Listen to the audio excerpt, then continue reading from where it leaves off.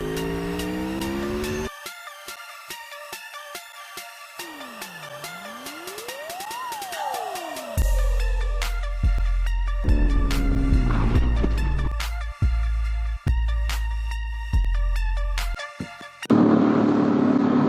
know what, guys? It's about time we talk about my bike. I know we've done the review, and if you want to go watch that, that was the first video that I ever made.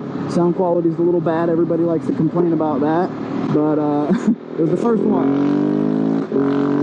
Let's just pick up the pace a little bit here. Let's see here.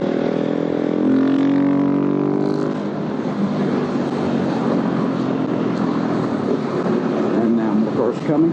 Anyway, so as far as modifications, I've actually had a couple people ask, when are you going to make the video explaining the modifications you've done to the machine? Well, here it is, folks. We're going to talk about it right now. So, if neither of these guys kill me, yeah, we're good. So, first and foremost, exhaust. This is the Wings titanium carbon fiber pipe. The reason I went with this pipe over the Akrapovic is not just because it's cheaper. That was a benefit, because the Akrapovic pipe is like $1,200, and that pipe is the same size as the stock one. It's huge and ugly, and it's noise compliant, so it's only 96 decibel peak, so not very much extra volume that you're going to get out of that. Yeah, and it's $1,200. This pipe retails for $600. You can go to wings.si and email them directly, and they'll send you one. You PayPal them. He only charged me $450, and they DHL shipped it direct to me, and that was great. So, you know, save about 150 bucks on the pipe. Comes with both the baffles. You are going to need a power commander. You're going to need to tune it if you want to run with the baffle out, but the louder baffle sounds just fine. It's plenty of volume, sounds great. And in conjunction with that, you're going to want to do a fueling dongle. You can go to rottweilerperformance.com to get this and some of the other parts that I talk about here today. If you have a KTM or Husqvarna single, or even the twins, you need to go to Rottweiler Performance. Not sponsored. They just have everything for these bikes. And their in-house custom performance tuning stuff that they do is really great. It's fantastic. We got some other motorcycles out riding today, some good old adventure boys. And what that fueling dongle is going to do is fake out your factory O2 sensor into richening up the air-fuel ratio. So whereas you're running, and I don't want to fudge these numbers, I want to say mid-12s in the AFR, you go to running mid-high 13, so about a full point of increase all the way across the rev range on your air-fuel ratio to richen it up just a little bit. These bikes are way too lean from the factory.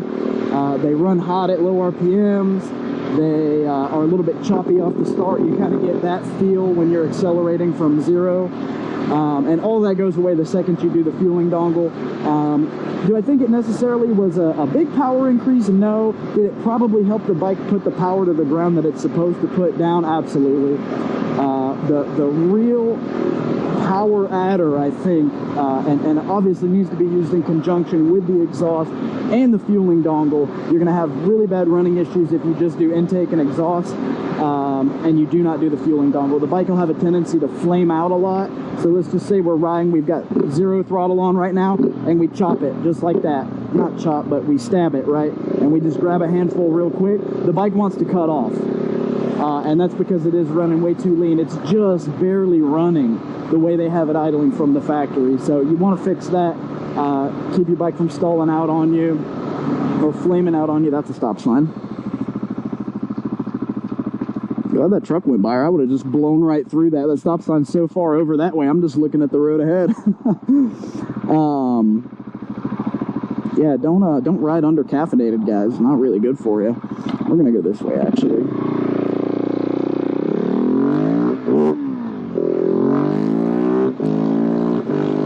See what I mean about missing second gear? Anyway, yeah, the intake. Now, Rottweiler, I love you guys. Hey, KTM. Rottweiler, love you guys. Your intake is overpriced.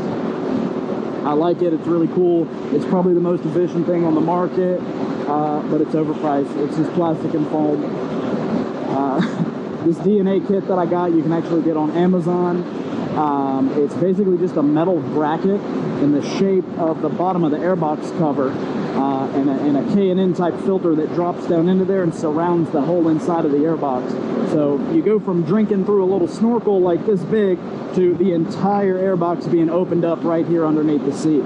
So a lot more airflow going to be able to get through there. That filter element is a lot more breathable as well than just the factory paper filters.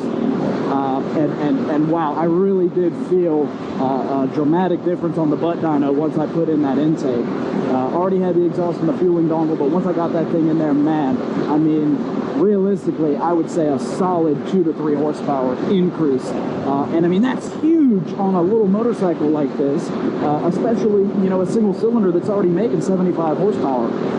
Do I have any claim? It's an unsubstantiated claim. I do not have any proof of that. But what I'll tell you, this bike is impossible to not wheelie in first gear, pretty hard to not wheelie in second gear, but in third gear you can generally lay all the way into it without lifting the front end if you're careful. Not anymore. Third comes up pretty easy now. If you're laying into it, you're timing all your shifts right, you go 1, 2, 3, and you bang it into third, it's going to stay up. And I mean, I slid back off the seat. I first pulled out of the neighborhood and laid into it in third, and I was like, whoa! I mean, it started getting away from me, which was surprising because I was under anticipating. I didn't expect it to add as much power as it did, and I was pleasantly surprised with that. So, wings exhaust, Rottweiler fueling dongle, and DNA air intake. Fantastic stuff, absolutely necessary. Make this bike run the way it's supposed to, and you're gonna love it, absolutely gonna love it. A couple other things I did, we got some real handguards on here. These are the OEM Husqvarna factory full surround, whatever they call them, handguards. The ones that come on the bike, it's just plastic here, and there's only metal on this part. The new ones are plastic all the way, but the first time you drop the bike, it breaks right there on the plastic, and they're pretty much no good. So definitely want these. I mean, I ate it at like 60 plus on these handguards, and they serve me very well. So definitely would recommend these. Got to have the RAM mount for the phone. That's pretty minor. I did some LED lights. That's kind of cheesy, but you know, it's a little bit extra safety at night. Light up the ground underneath you a little bit. I don't like leaving LEDs exposed, so none of them are really visible from walking around the bike. It all just lights up around on the ground. So up for wheelies at night too. It illuminates the asphalt in front of you because your headlight's straight up in the air. So that's kind of helpful too. What else, guys? I know I've done more stuff with this bike. Seat Concepts. Oh my God, yeah. We wouldn't even be talking this long if I didn't have this Seat Concepts aftermarket seat on here. You can order it as just the cover and the padding, or the full seat. I went ahead and ordered the full seat just so I'd have my intact OEM seat should I ever need it or sell the bike, which I'm never selling this bike. I'm keeping it until I destroy it, or yeah, I'm keeping it till I destroy it, and then it'll be a mantelpiece, because I love this bike. It combines the most beautiful parts of every motorcycle discipline and wraps it all into one bike. It's fun, it's rideable, it's usable, and it's just enough, you know. It's honestly probably a little bit too much. You know, not for me. I don't have an issue. I've been riding bikes since I was 8 years old, and I've ridden, you know, everything under the sun, it seems like. We're gonna have to go through, and I'm gonna have to make a list of all the bikes I've ridden. Go through, you know, I'll go through the manufacturers and I'll check off, you know, everything that I've ridden, and just to see, because God, I feel like I've ridden hundreds of bikes, and definitely over 100, maybe not more than 200, but God, I've ridden at least 100 bikes, it seems like. Realistically, maybe somewhere between 75 and 100. That wouldn't surprise me. But yeah, you know, and it's just enough. Like, here, just rolling on here, what, I'm in 5th gear. Just a little brap right there, and I got through those cars. So, you know, it doesn't take much. And even if we're cruising up here in 6th, yeah, I mean, we're moving now. I mean, it's got enough passing power. Even in 6th gear, I do have it re-geared a little bit. That's another thing. I went with an ATV racing chain. It is an X-ring chain. but it's made for like, it's set up to 750cc and like some crazy amount of torsional force that it can take. It was like like 96,000 pounds or some stupid number like that. So I knew it was plenty to get me going and not have to worry about breaking anything. Not have to worry about breaking a chain. But yeah, I went down 3 teeth in the back. Excuse me. No, I went up 3 teeth in the back. Yeah. The bike would top out about 125, 130, and you're only really like halfway through the rev range. It felt like I was turning about 5,000 RPM in top gear, and it wouldn't go any faster. So doing that little bit of re-gearing actually made it to where all of the gearing of the bike is being utilized. When I'm in 6th gear at top speed, it is on the rev limiter. Right, so we're not wasting anything.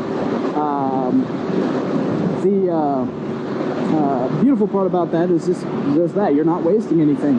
There's not unused power that I can't use just because of physics, because of the wind resistance, right?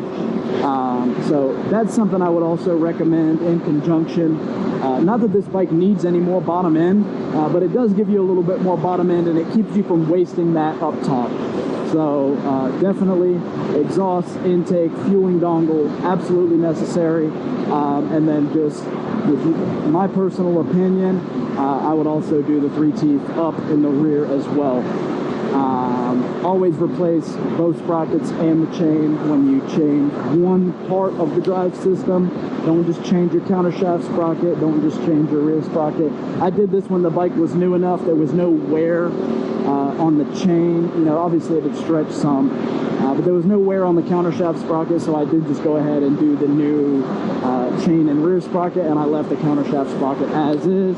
Should I have replaced it? Yeah, probably, but the bike only had like 1,000 miles on it, and it still looked brand new, so no harm, no foul. I haven't had any issues so far, and it doesn't look like anything is wearing prematurely. I did upgrade the tires to the ones that come on the 2020. 19, we had the Conti Attack SM. Yeah, just Conti Attack SM, and then 2020 is the Conti Attack SM Evo. So all the things that the tires were good at, allegedly they're better at, feel pretty similar to me. These do feel a little better maybe. I actually think the wet traction was a little better on the other tires, but allegedly the wet traction is better here. The center portion of the rubber is not supposed to wear as fast. It's a dual compound, and the outsides are supposed to be even grippier, which I actually think the center tread wore a little bit faster. I've also been riding a little bit more aggressively, and I think I'm running my tire pressure a little bit higher, but it's been 3,000 miles on these tires, and I've got a pretty fat bald spot in the middle of this one. Not bald, flat spot.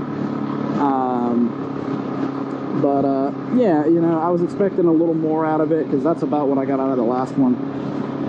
And which is still good. It doesn't feel squared off. It's still, you know, just as nimble and agile, just as willing to lay down. Yeah, just I noticed that flat spot the other day, and I was like, man. Well, I didn't just notice it the other day. I've seen it coming on, but I realized how bad it was, and I was like, man, I've only had this tire on here for like 1,000 miles. No, I've had these tires on here for like 3,000 miles. So, yeah. We're running out of gas. Well, on that note, thanks for watching, guys. Hopefully the camera's still recording. Very hard to tell. I don't think it's recording, but we're going to do this outro anyway. Thanks for watching, guys. Please subscribe, like, comment. I'm really trying to get this channel off the ground. I've had a little hiatus. I'm sorry for not posting videos. I've been very busy. Things have been crazy lately. But I hope you all stick with me. Anyway, thanks for watching.